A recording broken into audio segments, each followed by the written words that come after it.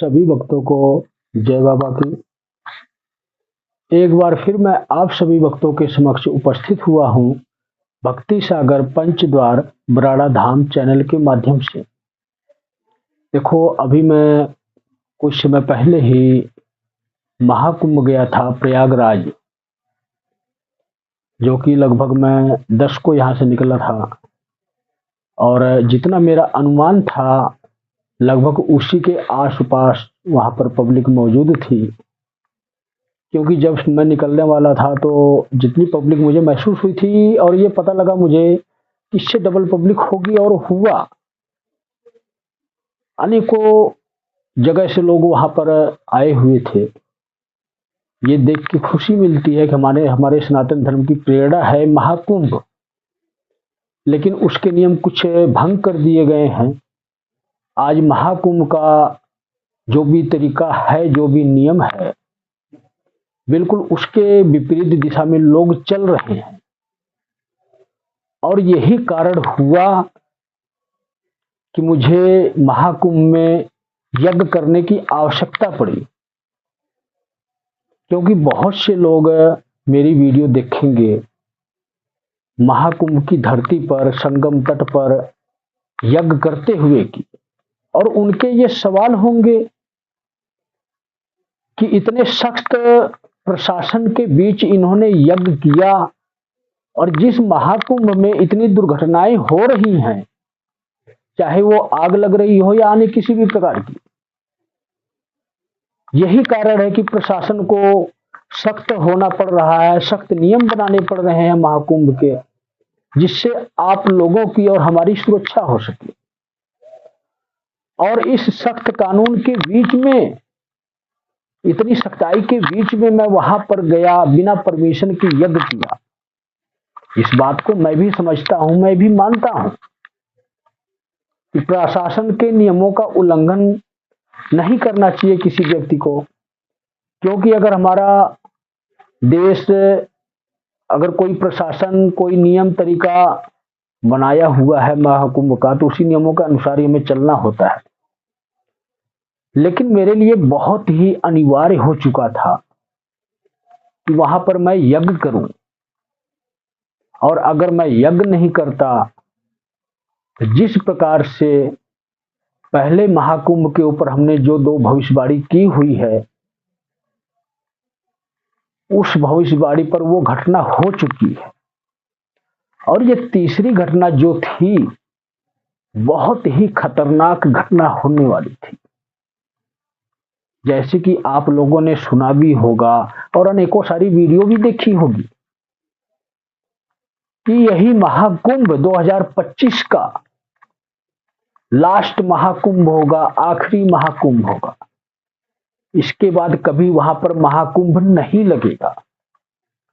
देखो, जो आध्यात्मिक विचार के व्यक्ति या इंसान होते हैं, वो इन बातों को समझते हैं कि अगर कोई बात निकली है किसी के मुख से, या किसी ग्रंथ पुराण में भविष्यमालिका हो या अन्य कोई पुराण हो, उसके पीछे कुछ ना कुछ रहस्य छिपा हुआ है। इसीलिए उस प्रकार की बातें समाज में आती हैं। ये सत्य है। और इसी प्रकार की घटना 17 फरवरी को होने वाली थी, जो कि अपने आप में बहुत ही प्रलयकारी साबित होने वाली थी, जिसमें कम से कम 70% वहां पर रहने वाले लोग हों, या मिलने में आए हुए बाहर के कोई व्यक्ति या इंसान हो, 70% लोगों की मृत्यु हो जाती। सिर्फ 30% ही वहां पर लोग बचते, जो कि परमात्मा की नाम की शक्ति से जुड़े हुए हैं। चाहे वो किसी साधु सन्यासी की श्रेणी में आते हों या एक साधारण मानव के शरीर के स्वरूप में क्यों ना हो, जो परमात्मा की नाम की शक्ति से जुड़े हुए हैं, सिर्फ 30% ही लोग बचते। यही कारण था कि आज मैं महाकुंभ की धरती पर, जहां पर तीनों नदियों का संगम है, गंगा जमुना सरस्वती, जहां पर शिव स्वयं अवतरित होते हैं, अपने भक्तों को वरदान स्वरूप में उनकी शक्तियां उनके भक्तों के काम आती है। और आज वो महाकुंभ नहीं रहा, एक रण का क्षेत्र बन चुका था। हमने आप लोगों को पिछली वीडियो में भी बताया था कि जब देवकी नंदन जी का आगमन हुआ महाकुंभ के लिए, जब उन्होंने अपनी वीडियो जारी की कि मैं महाकुंभ जा रहा हूं और ऐसी ऐसी इस प्रकार की कथा कहूंगा, और सभी सनातनियों से मेरा आग्रह है, निवेदन है कि वहां अमृत वर्षा हो रही है, वहां चलो गंगा स्नान करो, आपके पाप कट जाएंगे, आपका मोक्ष हो जाएगा। ऐसे ही धीरेन्द्र कृष्ण शास्त्री जी के भी बयान थे। उल्टे सीधे तरीके से आम पब्लिक को बेवकूफ बनाया और उन अधर्मियों को उस महाकुंभ की धरती पे उतार दिया, उस रण क्षेत्र में उतार दिया जहां से सृष्टि का विनाश सुनिश्चित हो गया। जो थोड़ी बहुत गुंजाइश थी वो खत्म हो चुकी है, और इसीलिए अनेकों प्रकार की भविष्यवाणियां हो रही हैं कि 2025 से सृष्टि का विनाश शुरू हो जाएगा। और वो समय आज आ गया, सिर्फ दो अधर्मियों की वजह से, जो हिंदू मुस्लिम में कट्टरता पैदा कर रहे हैं। जब आप सनातनी कट्टर बनाओगे तो मुस्लिम भी कट्टर तैयार होगा, और जब हिंदू मुस्लिम कट्टर तैयार होंगे तो गृह युद्ध अवश्य छिड़ेगा। भाईचारा को तो आप लोगों ने धर्म के नाम पे बांट दिया, भेदभाव पैदा कर दिया है, और आज यही कारण है, इन्हीं गलतियों की वजह से आप लोग मोहरा बन गए, इस कलयुग की सेना में शामिल हो चुकी हो। और यही कारण है कि मेरी भविष्यवाणी बिल्कुल सत्य साबित हुई। जो मुझे दिखा वो मैंने बोला, और आज वही हो चुका है। लेकिन मैं अपनी आंखों के सामने ये नहीं देख सकता था, मुझे इस बात का कोई गम नहीं था कि प्रशासन मेरे लिए क्या एक्शन लेगा। ना तो मुझे किसी प्रशासन से डर है और ना ही किसी व्यक्ति से डर है। मेरे अंदर ये अहंकार नहीं है कि मैं किसी से डरता नहीं हूं या मैं शिव की शक्ति हूं। मुझे अहंकार इस बात का है, मैं शिव के आदेशों का पालन कर रहा हूं। और क्यों कर रहा हूं? क्योंकि मैं स्वयं शिव की शक्ति और एक शिव गढ़ हूं। जैसे आप लोगों ने अनेकों भविष्यवाणियों में सुना भी होगा और लोगों ने बताया भी है, अनेकों विद्वानों ने भी, कि 2025 में महाकुंभ में कल्कि अवतार आएंगे। तो सिर्फ और सिर्फ ये भ्रम है। कल्कि अवतार के लिए, धर्म की स्थापना के लिए, अधर्म को पराजय देने के लिए स्वयं शिव की शक्ति, वो काल पुरुष स्वयं उस महाकुंभ में महायज्ञ करके गए। क्यों गए करके ये यज्ञ? आज मैं आप लोगों को वही विस्तार में समझाना चाहता हूं, ताकि आपको ये पता लग सके कि सच क्या है, झूठ क्या है। वहां यज्ञ करने की आवश्यकता इसीलिए पड़ी, जब अधर्म बढ़ता है तो उस अधर्म के नाश के लिए, उस पाप के विनाश के लिए शिव की अनेकों प्रकार की शक्तियां इस पृथ्वी पर अवतरित होती हैं।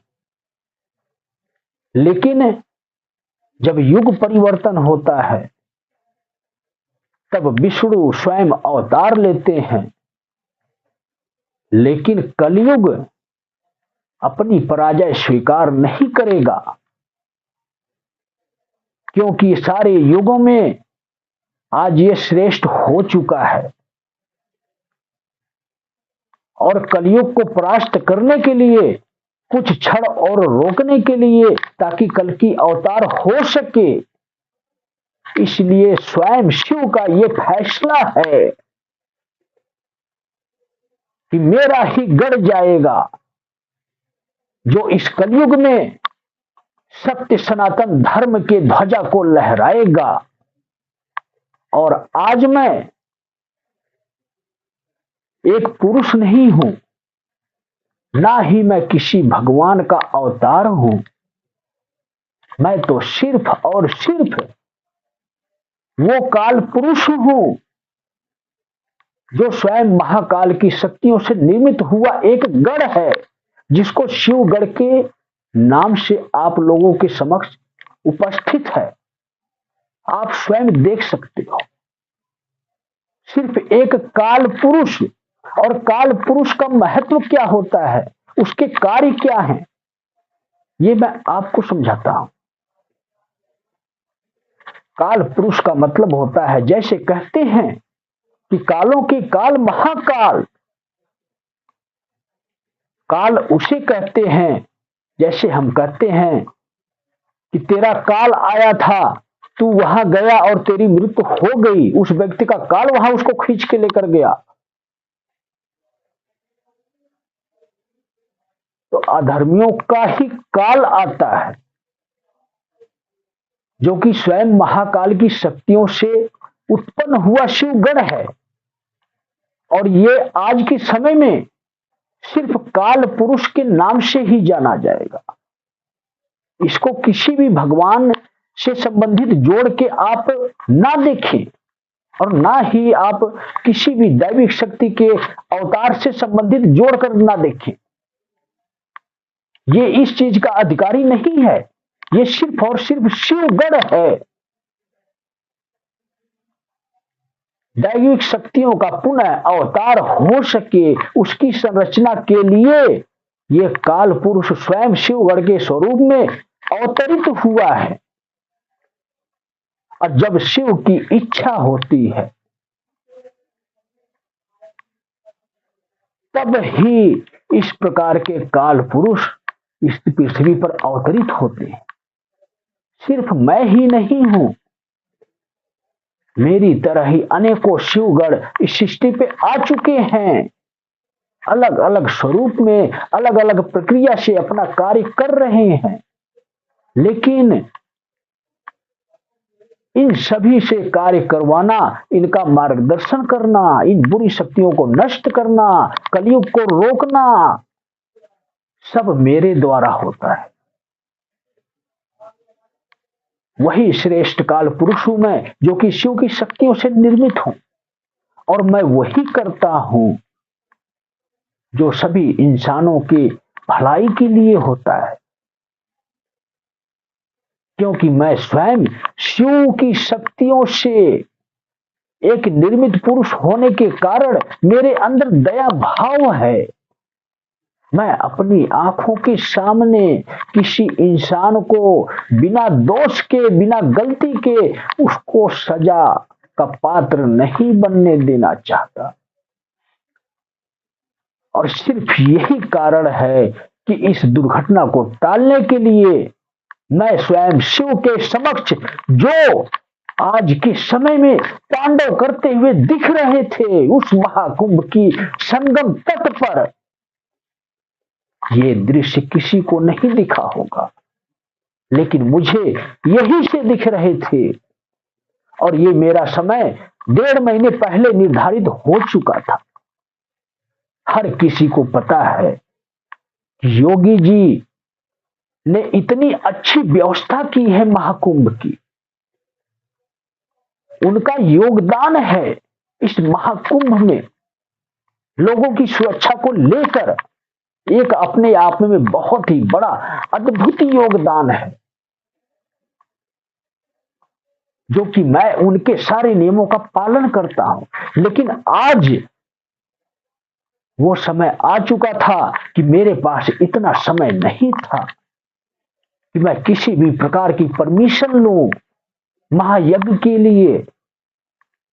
परमिशन तो उससे ली जाती है जिससे परमिशन मिल सके, और जिससे परमिशन की उम्मीद नहीं होती है, तो वहां पर शिव की शक्तियां स्वयं कार्य करती हैं। और जब शिव की शक्तियां कार्य करती हैं, जब एक स्वयं शिव गण शिव के नाम का यज्ञ करेगा, उनके तांडव को रोकने के लिए यज्ञ करेगा, तो मतलब ही नहीं होता कि कोई उस यज्ञ को, उस महायज्ञ को रोक सके। क्योंकि उस वक्त अनेकों पुलिस प्रशासन, फौजी भाई सभी वहां पर मौजूद थे। लेकिन जब ऊपर वाले की इच्छा होती है तो सभी लोग अंधे हो जाते हैं। आंखें उनकी खुली होती हैं, लेकिन अंदर की आंखों से उनको ये नजर नहीं आता कि यहां पर क्या कार्य हो रहा है।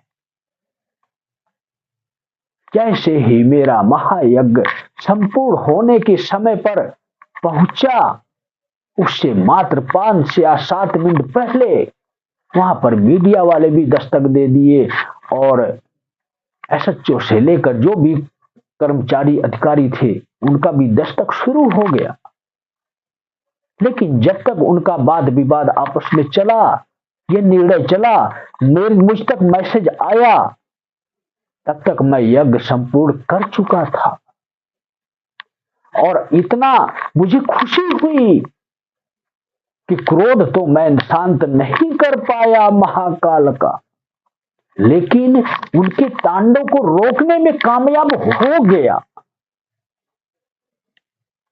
जो मेरा उद्देश्य था, मेरा उद्देश्य पूर्ण हो चुका है, शिव के तांडव को रोकना, ताकि उस महाकुंभ की धरती पर दोबारा महाकुंभ का आयोजन हो सके। मैं भारत सरकार से इस काम के लिए क्षमा मांगता हूं कि परमिशन नहीं ले सका। मेरे पास समय की कमी थी। मेरे लिए यही अनिवार्य था कि इस सृष्टि में जो घटित होने वाला है समय अनुसार हो। लेकिन जो हमारे पूरे विश्व का, पूरी सृष्टि का केंद्र है, सत्य सनातन धर्म का केंद्र है प्रयागराज महाकुंभ, जहां पर शिव स्वयं अवतरित होते हैं अपने भक्तों को वरदान देने के लिए, इस सृष्टि को बचाने के लिए, उन साधु संत महात्माओं को संपूर्ण बनाते हैं। आज वही महाकुंभ का वजूद नष्ट हो जाए, मैं यही नहीं चाहता था। और इस कार्य को पूर्ण करने में मैं पूर्णतः सफल साबित हुआ, लेकिन क्रोध शांत नहीं कर पाया। 10 मिनट का वक्त मुझे और नहीं मिल सका। मेरे गुरुदेव का आदेश हुआ कि यज्ञ पूर्ण हो चुका है, जिस कार्य के लिए तुम्हें यहां भेजा गया था वो कार्य आज संपूर्ण हो चुका है। अब वही होगा जो कि शिव की इच्छा के अनुसार, और तुम अपने क्रियाकलापों के हिसाब से जिस समय पर, जिस अधर्म को जिस दिशा में परास्त करना चाहोगे, उसी समय पर ही होगा। मुझे इस बात की बहुत खुशी है कि मैं अपने कार्य में सफल हुआ, और उस शिव के क्रोध को शांत करने में असफल अवश्य हूं, लेकिन उनके तांडव स्वरूप से जो तीसरे नेत्र की ज्वाला 2 बार महाकुंभ में प्रकट हो चुकी, वो योगी की शक्तियों ने रोककर दिखाया। लेकिन जब तांडव स्वरूप विकराल होता है, तब कोई साधु सन्यासी या कोई भी दैविक शक्ति नहीं रोक सकती। और वही होने वाला था 17 तारीख को। वो जो ज्वाला निकलने वाली थी, एक प्रलयकारी ज्वाला थी। इसमें हमारा और आपका बहुत ही फायदा हुआ, हमारा जीवन बच गया। और हमें सीख मिलेगी, जो पंचद्वार प्राणधाम चैनल पर महाकुंभ से संबंधित वीडियो देखेगा, कि हमें अपना जीवन कैसे जीना चाहिए और सत्य क्या है, और महाकुंभ में अगर जाना चाहिए तो वहां के नियम क्या हैं। बहुत ही अनिवार्य है। धर्म गुरुओं के प्रवचन के हिसाब से कभी ना जाओ। आप स्वयं को इतना याद रखो कि हमारे कर्म ही हमारे मोक्ष के मार्ग खोलते हैं। किसी धार्मिक स्थल पर हमारी मृत्यु होने से हमें मोक्ष की प्राप्ति कैसे हो सकती है? अगर हमारे कर्म बुरे हैं तो उसी धर्म स्थली पर ही वो स्वयं शिव भी नहीं बचाएगा, हमें सजा अवश्य देगा। और आज वही हो चुका है। लेकिन मैं आप लोगों को अवसर दे रहा हूं कि सही मार्ग पर वापिस आओ और जो सत्य है, जो शिव है, सिर्फ उसको अपनाओ। क्योंकि वो शिव की शक्ति, वो काल पुरुष किसी भी अधर्मी को, किसी भी पापी को, चाहे वो किसी भी श्रेणी में आता हो, चाहे वो कोई साधु सन्यासी हो, चाहे कोई अधर्मी कथा वाचक या सत्संग करने वाला या दरबार लगाने वाला ही क्यों ना हो, वो काल पुरुष अपनी दृष्टि से किसी को भी नहीं छोड़ेगा, सबकी शक्तियों को नष्ट करेगा और पाप का भागीदार बनाएगा उसको, और उसको सजा का पात्र बनाएगा। और समय अनुसार जैसे उसकी सजा निर्धारित होगी, उसको सजा भी अवश्य दिलवाएगा। अब वो समय आ गया है कि कल की अवतार के लिए सभी क्रियाकलापों को बदला जाए, एक सत्य सनातन धर्म की स्थापना की जाए। मेरी बातों को आप सत्य समझो या झूठ समझो, लेकिन सत्य आपके समक्ष है। पहचान सकते हो तो पहचानो कि मैं कौन हूं।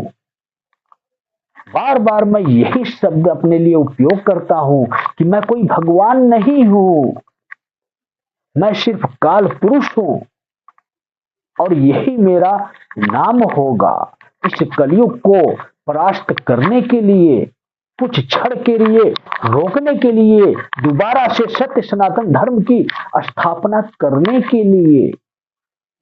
अगर कोई मुझे ये कहे कि मैं महाकुंभ में यज्ञ करके गलती किया हूं, तो अगर किसी के प्राण में बचा सकता हूं, ये गलती भी मुझे स्वीकार है। तो सभी भक्तों को जय बाबा की।